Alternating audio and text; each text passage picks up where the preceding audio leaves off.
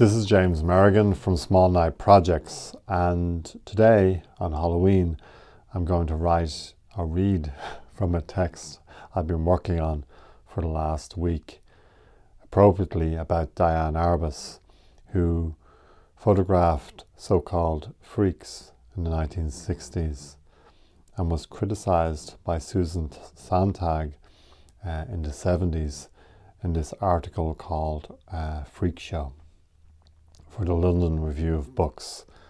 Later, the psychoanalyst and essayist Adam Phillips wrote an essay, a very different essay on Arbus, where he takes into account her letters rather than her photography. So I'm conflating those two readings into this one reading by me, and I hope you enjoy it on this Halloween. Here it goes. Diane Arbus, The Calculated Parable.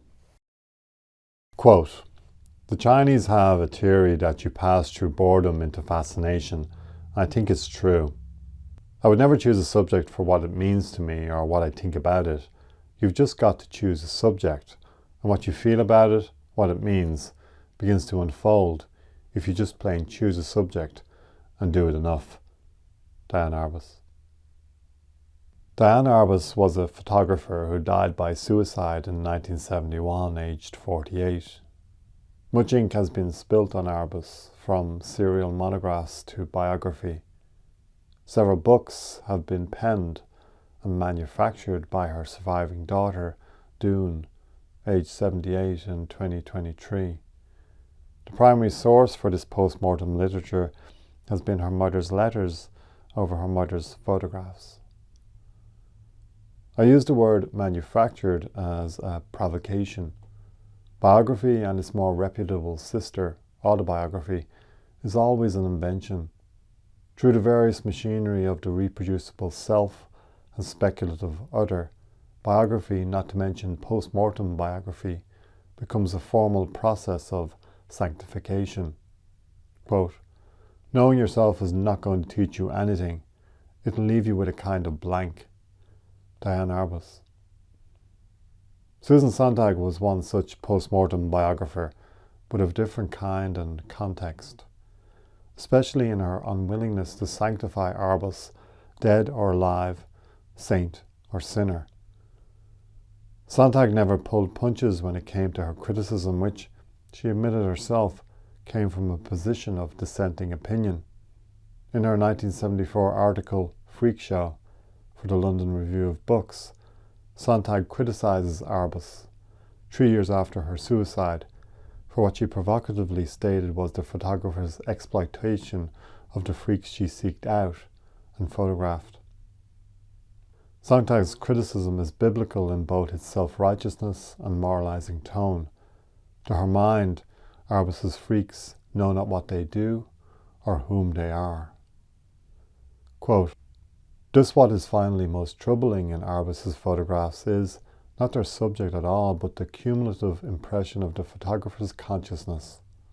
The sense that what is presented is precisely a private vision, something voluntary." Susan Sontag.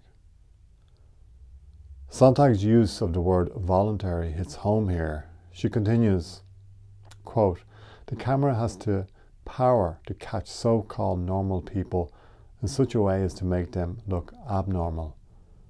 The photographer chooses oddity, chases it, frames it, develops it, titles it." Here Sontag is portraying the artist as an agent of the perverted gaze, a claim that is often repeated elsewhere in psychoanalytic literature. The psychoanalyst focuses on a perversion that somehow unlocks the psychology and thus the pathology of the artist. Psychoanalyst Janine Chezigay-Schmergel goes as far as to suggest that, quote, "Perverts, artists, tend towards aestheticism." Yet the power and imperfect perversion of Arbus's photography is not bound in the oppressor, photographer, and oppressed, freaks whom Arbus collected, relationship. It is unwound in the artist's cold neutrality behind the camera, not between the lens and her subject. Except for one documented photograph wherein Arbus inadvertently caught her reflection in a double exposure with images of Times Square in 1956. Quote, like Brassais, Arbus wanted her subjects to be as fully conscious as possible, aware of the act in which they were participating. Instead of trying to coax her subjects into a natural or typical position, they are encouraged to be awkward, that is, to pose. Thereby, the revelation of self gets identified with what is strange, odd, askew. Standing or sitting stiffly makes them seem like images of themselves. Susan Sontag. Even though Sontag is one of the reasons I became a cultural critic, I feel she misses the point of Arbus's work and, for that matter, the artist's objective to make visible, without spectacle or moralizing, what most of us will only notice in its most extreme manifestations. Art is not activism or democracy. Its radicality is to present the world without taking sides. Here you are. What do you think? Agreed, there is definitely something artificial or posed about Arbus's freaks, who don't measure up to the freakishness portrayed in what could be described as her fantasy fiction. That said, Sontag is a moralist in her critique of Arbus. She sees oppressors and oppressed everywhere. Quote, and there was always daily life with its endless supply of oddities, if one has the eye to see them. End quote. Strange thing is, we all see them. We don't need a singular eye to see them. Sontag, in a manner of speaking, is seeking out the aberrant in Arbus the same way Arbus is seeking out the aberrant in society. What is the difference here between Sontag's seeking eye and Arbus's seeking eye? To seek or destroy? See, and by extension seek, is when the artist reaches beyond the preserve of the self into a territory that is not their own. The current Israel-Hamas, and by extension Palestine conflict, and the colonization of the latter by the former comes to mind, especially Frantz Fanon's words, quote, colonization is a thinking entity. Arbus is a thinker, not a feeler, but is she a colonist? Her motives are not so explicit in her cloud-bound words or visceral images. Adam Phillips, whom we will get to later, picks up on this tendency in his line, quote, the explicit is always misleading. So instead of being explicit, Arbus utilizes the parable, a backhanded way of smoothing over the cracks of this or that way of behaving morally or ethically with metaphor, meaning there is no moral compass to her pen letters and notation, especially photography. There is just an impasse, one that propagandizes acceptance over moral judgment or confoundment. Quote, one summer I worked a lot in Washington Square Park. The park was divided. It had these walks, sort of like a sunburst, and there were these territories staked out. And there were young hippie junkies down one row, there were lesbians down another, really tough, amazingly hardcore lesbians, and in the middle were winos. They were like the first echelon, and the girls who came from the Bronx to become hippies would have to sleep with them, the winos, to get to sit on the other part with the junkie hippies. I got to know a few of them.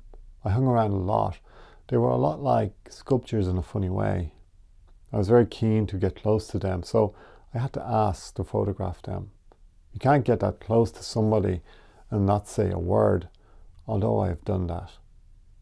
Diane Arbus. Arbus's photographs of the transient, twisted winos, hardcore lesbians, hippie junkies are portrayals of people with no idea of what personal space is, or this is how Arbus posed and photographed them. Up close and personal, these strange actors are caught agape in the murky middle of their own subjectivity, a subjectivity unavailable to them in the opinion of Sontag. They barter for sex, drugs and power in a wilderness seen but not sought out by the distracted mainstream masses who hurtle past to their place of work and institutional servitude. The same way Irish artist Alan Butler appropriated the computer-generated degenerates that formed a wandering mall backdrop to the game Grand Theft Auto. Arbus too flips the switch on vision and the visible, what Rancière calls the sensible, by looking behind the billboards to find a sentient presence, entirely substantial. Arbus is a panopticon unto herself. Quote, or lyric, people are strange when you're a stranger. Faces look ugly when you're alone. The Doors, 1967. Another quote. It is reassuring to be reminded not only that we are not all freaks, but also that we know a freak when we see one. Adam Phillips. An author who brings us closer to Arbus, albeit a thwarted one, is Adam Phillips, whose article Thwarted Closeness, 2006, also for the London Review of Books, and named Arbus's Freaks in a later essay collection, is the primary source and inspiration for this text. Adam Phillips is a practicing psychoanalyst and brilliant essayist. He is less explicit in his critical technique than Susan Sontag, who seems to enjoy defining culture against the grain. While Sontag was demonized for her criticism of the sanctified Arbus, Phillips is difficult to critique, due in part to his seductive writing style. The epigraph for Phillips's essay on Arbus is a line from The Invisible Dragon by the late Dave Hickey that ironically describes the seduction inherent in his writing. Quote, but we have the right to be seduced. On contemporary art, you will find Phillips's words spread thinly in artist monographs, most memorably in relation to the work of American artist Matthew Barney in essay and interview form. His words even made an appearance in our own Douglas Hyde Gallery, Dublin in 2011 for an Alice Neal exhibition and catalogue. Over the years, I've found myself scavenging for texts that locate Phillips's prose within an art context for the simple reason that it is difficult to find good psychoanalytic writing on art. When the prose and insights are good, something mutually sympathetic occurs between art and psychoanalysis that reveals both their parasitic natures. Generally speaking, there's too much investment on the part of the psychoanalytic writer to seek internal pathology over the external factors of capitalist desire and social trauma in the formation of the artist and culture. French philosophers Gilles Deleuze and Félix Guattari are good on the latter in their anti-Oedipus posturing, locating desire not just in the groin, but within the flows of capitalism. After years of reading and thinking about Phillips's writing, the word calculated came to mind when rereading Arbus's Freaks. Phillips hones in on what Arbus became famous for, the making visible of people who are more visible than most, but whom we make invisible in our antisocial interactions with them and non-acknowledgement. Quote, it was one of the first things I photographed, and it had a kind of terrific excitement for me. I just used to adore them. I still do adore some of them. I don't quite mean they're my best friends, but they made me feel a mixture of shame and awe. There's a quality of legend about freaks, like a person in a fairy tale who stops you and demands that you answer a riddle. Most people go through life dreading they'll have a traumatic experience. Freaks were born with their trauma. They've already passed their test in life. They're aristocrats. Diane Arbus. Washington Square Park, New York was the billboard behind which Arbus found a cast of characters who, on the surface, seemed down and out and ugly by nature or neglect. They are aristocrats, according to Arbus. It is the adoption of this peculiar language game, aristocrats, against her adoption of this peculiar community of freaks, that Phillips critically targets in what is, on the surface anyway, a seemingly uncritical take on the photographer. Yet in Phillips' overuse of the qualifier too, before famous, elegant, and eloquent in respect to Arbus's use of words to describe the philosophy behind her subject, that his criticism latently seeps in. Jean Baudrillard did the same thing to Michel Foucault in his essay Forget Foucault, wherein he described the latter's philosophical project as too perfect. Phillips repeats the words of American poet John Ashbery, who said, quote, "The worse your art is, the easier it is to talk about." This is a strange line for Phillips to use to make a point about Arbus's gift of words. Is he criticizing Arbus's photography, which he avoids discussing, or celebrating her words? I am of two minds. Arbus's words are either a struggle to decode or a brilliant evasion that supplements, not subjugates, her photograph's power. To seek, but not destroy, as Sontag would have it. Phillips says in his introduction to the translation of Freud's writings that psychoanalysis redescribes the way we treat each other with words.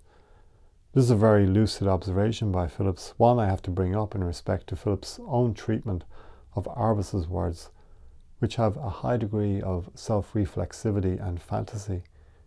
In one sense, or two sentences, we fall between Freud and Jacques Lacan if we think of each respective psychoanalyst as an inverse of the other.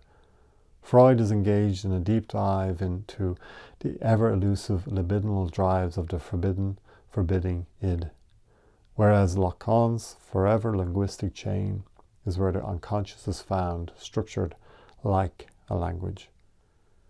However, Freud, especially in his essay The Uncanny, starts with language in a long and laborious definition of das Unheimlich before taking the fork in the road less travelled. Psychoanalysis to Kurt is indebted to language and the games it plays, unconsciously or not. So it is unsurprising that Phillips uses Arbus's words, not her images. Purviews are always biased towards needs, to get closer to her as an artist and a person. And Arbus is good with words, even though she overreaches with them into fantasy, leaving the real, if that is what Arbus's freaks represent, to vanish back behind the billboard. In this sense, Arbus and Phillips are two of a kind. They give and take in one fell swoop.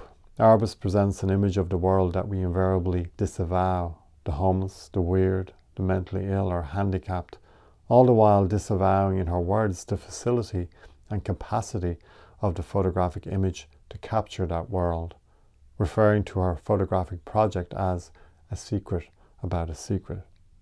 Phillips, who proffers words that burn after reading, is sympathetic to Arbus's articulations, transposing the unconscious onto Arbus's secret about a secret. Quote, "Is there a better definition of the unconscious?" Bottom line, Arbus and Phillips are neutrals. They both land on the territory of epoché, the suspension of belief or withholding of assent. Their work is neither political nor partisan. They don't take sides. For Phillips, although privately political, psychoanalysis has no place in politics. For Arbus, who both adores and abhors her subjects, writes in her diary that she could never be like them. Yet there is something parabolic, hence moralistic, about both their worldviews, how people treat each other up close and at a distance with a bartering system of communication, of words, tit for tat. But in Phillips' words, which always have a sleight of hand in their delivery, the same way Arbus's images of freaks are more than their freakishness can give away, the parable is calculated. This is my biggest takeaway from reading Phillips and Arbus against the backdrop of the latter's photography, especially if we swap parable for unconscious. In Phillips' line, the parable is calculated. The unconscious takes many forms in psychoanalysis. In his predilection for doubling, Freud called the unconscious a double inscription. Sometimes the unconscious is conflated with the subterranean subconscious, forming an architectonic hierarchy of sub, un, and consciousness proper, like the basement id, ground floor ego, and penthouse superego. the convenient building blocks of our greater metaphysical selves. In the 1960s, the French psychoanalyst Serge Leclerc, an acolyte of Lacan, proffered the analogy of a radio tuned into two stations to describe the unconscious.